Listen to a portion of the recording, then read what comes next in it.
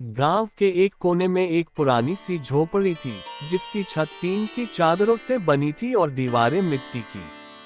उसी झोपड़ी में रहता था रामू, एक गरीब मजदूर जो दिन भर खेतों में काम करता और शाम को 2 रोटी लेकर अपने बीमार बेटे चिंटू और पत्नी सीता के पास लौटता। रामू की जिंदगी हमेशा से संघर्षों से भरी रही थी, लेकिन इस बार की बारिश ने तो जैसे उसकी कमर ही तोड़ दी थी। सावन का महीना था, खेतों में हरियाली तो आई, लेकिन रामू की आंखों में चिंता की परछाई भी गहरी हो गई।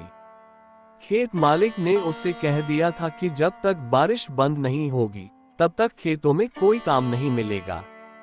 रामू, अब अगले 10 दिन मत आना, बारिश में हल कौन चलाएगा? मालिक ने 2 टूक कह दिया।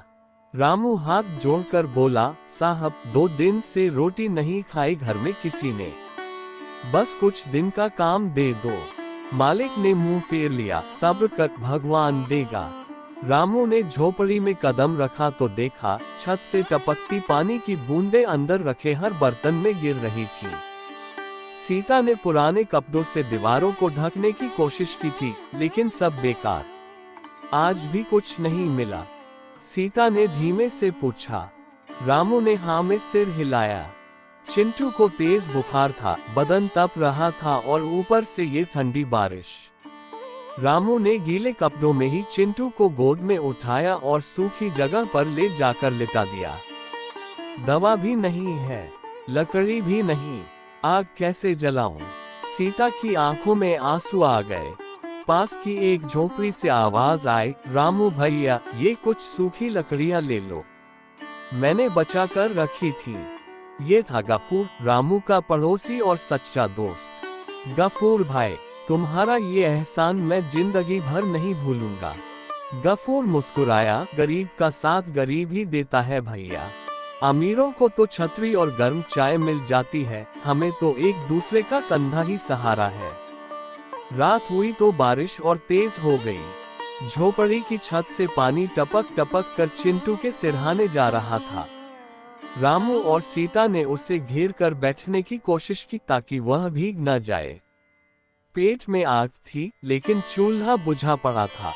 चावल के कुछ दाने थे, लेकिन पकाने को लकड़ी नहीं। सीता, चलो दोनों एक एक गीला कंबल ओढ़ लेते हैं, ताकि बेटा सूखा रह जाए। रामू ने कंबल निकालते हुए कहा। सीता ने रोते हुए कहा, अगर भगवान सच में होता तो गरीबों पर इतनी मार ना पड़ती। सुबह जब रामू उठा तो चिंटू बेहोश पड़ा था। बुखार और ठंड ने उसे झकझोर दिया था। रामू उसे गोद में लेकर गांव के सरकारी अस्पताल की ओर भागा। रास्ते भर बारिश में भीगता गया, पैर कीचड़ में धंसते गए, लेकिन उसने हार नहीं मानी। अस्पताल में डॉक्टर ने देखकर कहा, अगर 1 दिन और देर कर दी होती तो बच्चा नहीं बचता। लेकिन अब चिंता मत करो, समय रहते आ गए हो। रामू की आंखों से आंसू बह निकले, भगवान का शुक्र है। चिंटू धीरे धीरे ठीक हो रहा था। रामू और सीता ने अस्पताल के बरामदे में ही रातें काटी। बारिश अब भी रुक नहीं रही थी, लेकिन अब रामू के मन में एक उम्मीद थी। गांव लौटने पर रामू को एक गो का आदमी मिला जो बारिश से प्रभावित लोगों की मदद कर रहा था। उसने रामू की झोपड़ी के लिए तिरपाल, राशन और कुछ नकद पैसे दिए। तुम्हारा नाम गफूर ने दिया था, उस आदमी ने कहा। तुम्हारे बेटे की तबीयत और घर की हालत देखकर हमें बहुत दुख हुआ। रामू की आंखें फिर नम हो गईं। अब पहली बार उसे लगा कि गरीबी की मार चाहे जितनी हो, लेकिन इंसानियत अब भी जिंदा है। बारिश हर साल आती है, कुछ के लिए राहत तो कुछ के लिए आफत बनकर। लेकिन रामू और सीता के लिए यह बारिश एक सबक बनकर आए कि गरीब होना गुनाह नहीं, लेकिन चुप रहना और हार मान लेना जरूर होता है। अब रामू ने ठान लिया था, मैं अब अपने बेटे को पढ़ाऊंगा, ताकि उसे बारिश की मार ना झेलनी पड़े, उसे मजबूरी में खेतों में हल न चलाना पड़े, उसे तिरपाल की छत नहीं, पक्के घर की छत मिलेगी। बरसात अब भी हो रही थी। लेकिन अब रामू की आंखों में आंसू नहीं, उम्मीदें थीं। बारिश थम चुकी थी, गांव की मिट्टी अब कीचड़ से भर चुकी थी, लेकिन रामू के दिल में उम्मीद की नमी थी। एनजीओ से मिली मदद से रामू ने अपनी झोपड़ी की छत पर तिरपाल बांध दिया था और कुछ जरूरी सामान भी ले आया था। सबसे बड़ी राहत ये थी कि चिंटू अब पहले से बेहतर था, बुखार उतर चुका था और उसके चेहरे पर फिर से हल्की मुस्कान लौट आई थी। बाबा, अब मैं स्कूल जाऊंगा ना? चिंटू ने मासूम आंखों से पूछा। रामू का गला भर आया। उसने सिर हिलाया। हाँ बेटा, अब तुझे वही करना है जो मैं कभी नहीं कर पाया, पढ़ना और आगे बढ़ना। हालांकि एनजीओ की मदद ने कुछ राहत दी थी, लेकिन वो स्थायी नहीं थी। 2 हफ्तों के भीतर ही राशन खत्म हो गया। खेत मालिक अब धीरे धीरे मजदूरों को बुला रहा था, लेकिन सिर्फ उन्हीं को जो पहले से चहेते थे। रामू हर सुबह खेतों की ओर जाता और हर बार लौटते वक्त उसके हाथ खाली होते। सीता ने कहा, रामू, अब और इंतजार नहीं हो सकता, हमें खुद कुछ करना होगा। चलो कुछ बेचते हैं गांव की हाट में। रामू ने सिर हिलाया, लेकिन बेचने के लिए था ही क्या। सीता ने अपने पुराने कांच के चूड़ी के सेट, 2 एल्यूमिनियम के बर्तन और अपनी शादी का एक छोटा सा कान का बूंदा निकाल दिया। इन्हें बेचकर थोड़ी सब्जी, चावल और कुछ किताबें ले आओ। चिंटू की पढ़ाई रुकनी नहीं चाहिए। रामू ने वह सब सामान लेकर पास के गांव की हाट में बेचा। जो मिला वो बहुत कम था, पर उतना ही जैसे अमृत था उनके लिए। रास्ते से कुछ सब्जियां, आटा और चिंटू के लिए एक पुरानी स्कूल की किताबें ले आया। जब वो घर लौटा, चिंटू ने दौड़कर पूछा, बाबा, किताबें लाए? रामू ने एक पुरानी लेकिन साफ सुथरी हिंदी की किताब निकाली और चिंटू के हाथ में रख दी। चिंटू ने सीने से लगाकर कहा, अब मैं बड़ा होकर डॉक्टर बनूंगा ताकि गरीबों का इलाज कर सकूं। गफूर, जिसने पिछले भाग में रामू की मदद की थी, अब खुद बड़ी मुसीबत में था। उसकी पत्नी बहुत बीमार थी और इलाज के लिए पैसे नहीं थे। रामू ने देखा गफूर उदास बैठा था। भैया, अब मेरी बारी है, रामू ने अपने राशन का कुछ हिस्सा निकालते हुए कहा। रामू, तू भी मुश्किल में है। क्यों? रामू मुस्कुराया, तूने जो दिया वो आज लौटाने का समय है। हमारी दोस्ती तो बारिश से भी ज्यादा मजबूत है। गफूर की आंखें भर आईं। उस रात दोनों परिवारों ने मिलकर एक ही चूल्हे पर खाना पकाया और साझा किया। एक दिन गांव में स्कूल का एक मास्टर आया। वह लोगों से कह रहा था कि गरीब बच्चों के लिए सरकार अब निःशुल्क शिक्षा दे रही है और कुछ एनजीओ बच्चे गोद लेकर उनकी पढ़ाई में मदद कर रहे हैं। रामू ने आगे बढ़कर मास्टर से बात की। सर, मेरा बेटा बहुत होशियार है, बस अब तक मौका नहीं मिला। मास्टर ने चिंटू से कुछ सवाल पूछे। चिंटू ने जल्दी जल्दी उत्तर दिए, सब सही। मास्टर खुश हो गया, बिल्कुल, इसे स्कूल में भर्ती कर लो, मैं खुद देखूंगा। रामू और सीता की आंखों में पहली बार गर्व के आंसू थे। गरीबी ने बहुत कुछ छीना था, लेकिन अब उनके बेटे को रास्ता मिल रहा था। एक दिन फिर से आसमान में काले बादल घिर आए। रामू की झोपड़ी का तिरपाल अब पुराना हो चला था और फटने लगा था। अगर फिर से बारिश आए तो? सीता ने घबराकर पूछा। रामू ने कहा, इस बार डरने का नहीं, लड़ने का समय है। वह गांव के सरपंच के पास गया, हाथ जोड़कर बोला, सरपंच जी, हर साल बारिश में गरीबों की झोपड़ी टूटती है। एक बार पंचायत को हमारे बारे में भी सोचना चाहिए। सरपंच ने पहले टालने की कोशिश की, लेकिन जब कई और ग्रामीण भी आ गए तो उसे सुननी पड़ी। ठीक है, इस बार पंचायत से 3 झोपड़ियों को टीन की छत और सीमेंट की दीवार देने की योजना लागू करूंगा, सरपंच ने कहा। रामू के चेहरे पर पहली बार गर्व और आत्मविश्वास साथ दिखा। कुछ दिन बाद बारिश फिर आई, लेकिन इस बार रामू की झोपड़ी अंदर से सूखी थी। चिंटू किताबें लेकर बैठा था, सीता चूल्हे पर रोटी सेक रही थी और रामू दरवाजे पर बैठकर बो रहा था। ये बारिश अब डर नहीं देती, ये तो बताती है कि वक्त चाहे कितना भी बुरा हो, अगर इरादा मजबूत हो तो रास्ता मिल ही जाता है।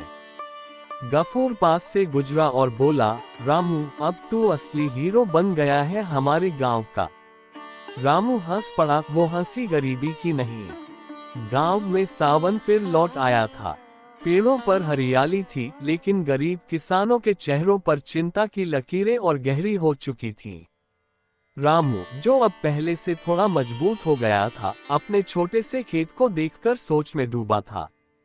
ये खेत उसने किसी तरह बैंक से लोन लेकर लिया था। सोचा था कि अब वो खुद की खेती करेगा, दूसरों की गुलामी नहीं।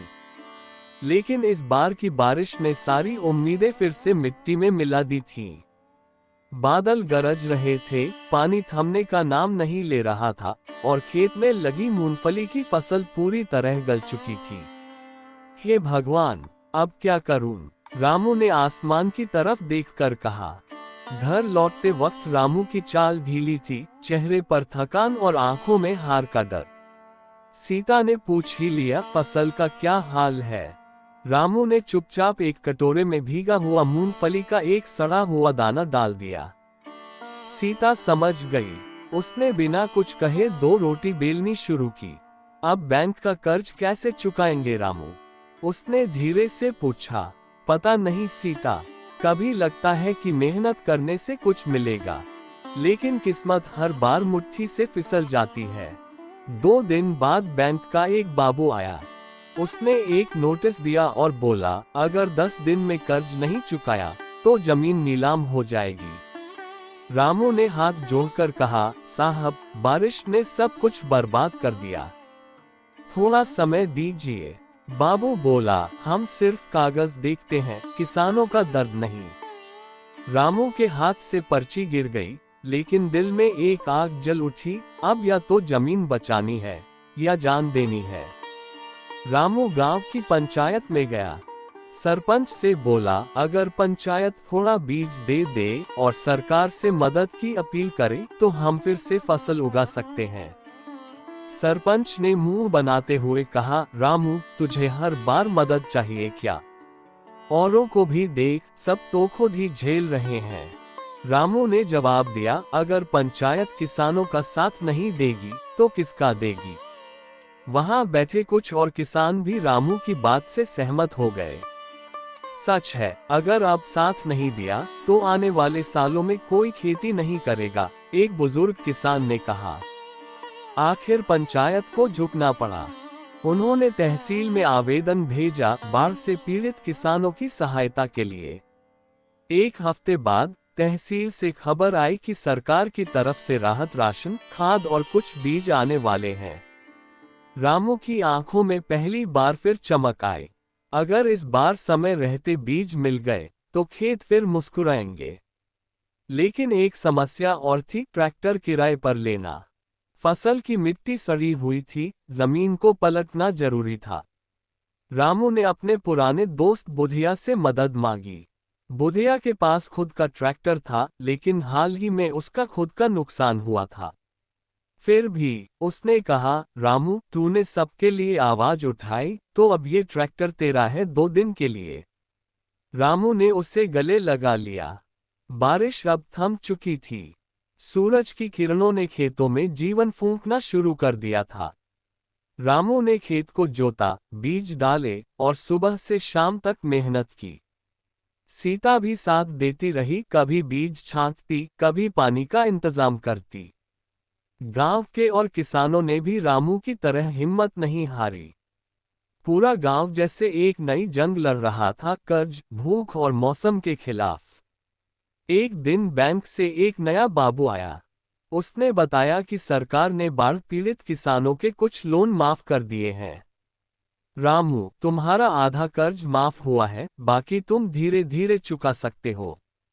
रामू की आंखें भर आईं। लगता है भगवान ने देर से सुना, लेकिन सुना तो सही। 3 महीने बाद रामू के खेत में मूंगफली की फसल लहलहा रही थी। जो जमीन पहले पानी में डूबी हुई थी, अब हरियाली से चमक रही थी। रामू ने मिट्टी को हाथ में लिया और कहा, तू भी माँ है। कभी सजा देती है, कभी माफ भी करती है। सीता मुस्कुराते हुए बोली, अब हमारी मेहनत रंग लाई है रामू। इस बार हमारी मेहनत ने हार नहीं मानी। गांव के बाकी किसान भी खेतों में काम कर रहे थे और सबके दिलों में एक